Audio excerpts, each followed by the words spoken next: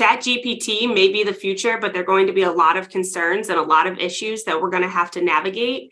Welcome to another episode of A Little Privacy, Please. I'm Jenny Holmes, and I'm joined today with my co-host and colleague, Jason Kravitz. We lead Nixon Peabody's cybersecurity and privacy practice, and we are excited to welcome Leslie Hartford today. Leslie is a CIP certified litigator in our Boston office. A little known fact about her is that Leslie and I actually swam against each other in college. Both of our schools were part of the ACC. And while I still contend that Cavalier is a better mascot than the Blue Devil, Leslie and I go way back, and we're excited to have her on today. Leslie has a lot of experience in trademark and copyright enforcement, and recently has taken on a number of data privacy litigations, including fraudulent fund transfers. But recently, the news about ChatGPT has caught her eyes.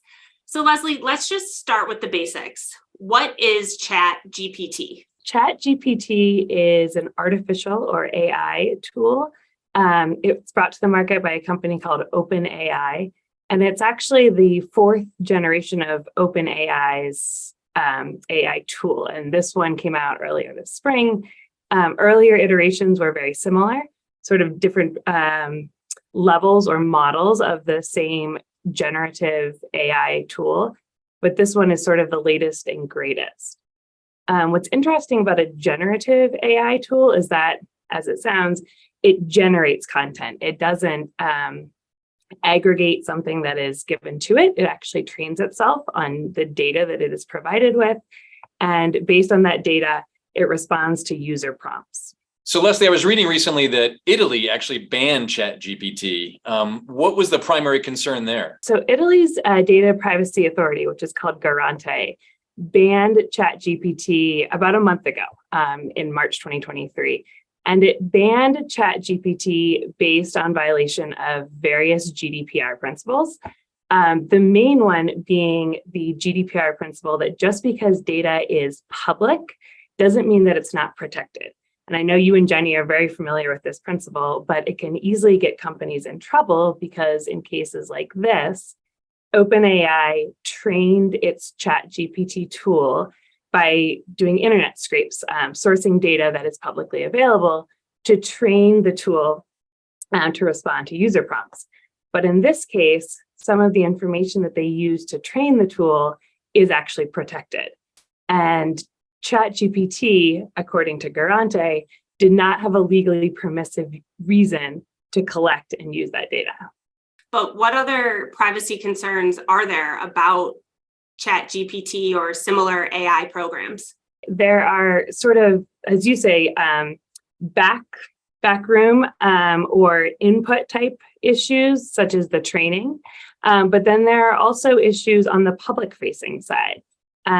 In the public-facing side, ChatGPT uses what are called user prompts, and that is, as it sounds, when a user goes to the tool and asks the tool to do something. And those user prompts almost certainly have some sort of sensitive information in them because the user is seeking something. So the user goes in and says, give me a chocolate chip cookie recipe. In this case, chocolate chip cookie is not terribly confidential. But when the user goes in and says, this is my source code, I'm having trouble figuring out what's going wrong with it, it's providing sensitive information into the tool. Similarly, some users are using it to generate agreements or legal documents. And in doing so, they're providing client names and addresses and financial information into this tool. And once the information is provided to ChatGPT, it is now put into the same database that the training information is. So now you've sort of got this cycle of sensitive information where ChatGPT is constantly receiving new sensitive information and using it for the next person who comes in and requests a generative production. Leslie, what should companies or organizations consider when they're advising their employees on using ChatGPT? When we were talking about sort of the two areas of concern here, right? There's the concern with the information that ChatGPT collected to train itself. And then there's also the issues with the information that's being provided to ChatGPT.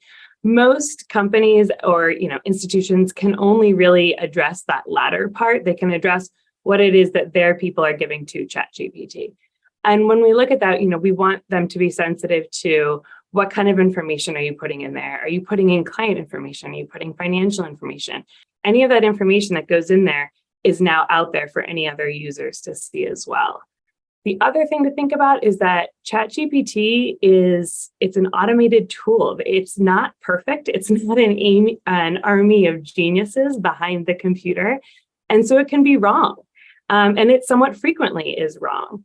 And there's not a great way to tell immediately when you're reading the output that you've received as a user, whether this is correct or not, because there are also no sources cited. And so there is a real danger that outsourcing work or even brainstorming to a tool where you can't sort of verify the underlying information can be dangerous. We missed one obvious question about ChatGPT, though. How long do we have until it takes over the world? Well, it wrote all of my answers for this interaction today, so I think it probably already has. I'm actually a hologram created by OpenAI. Yeah. I was sort of wondering that, Jenny. How do we know that this is really Leslie and not just ChatGPT answering these questions? There is now the world's smallest and least conspicuous disclaimer at the bottom of the responses that you get from ChatGPT that says that your answers essentially are not checked. They may be inaccurate. So yeah, for all we know, they've taken over everything. So thanks for spending a little bit of time with us talking about ChatGPT, and thanks so much to Leslie Hartford for sharing her expertise with us. I think the real Leslie's sitting on a deck somewhere drinking some limoncello, sipping.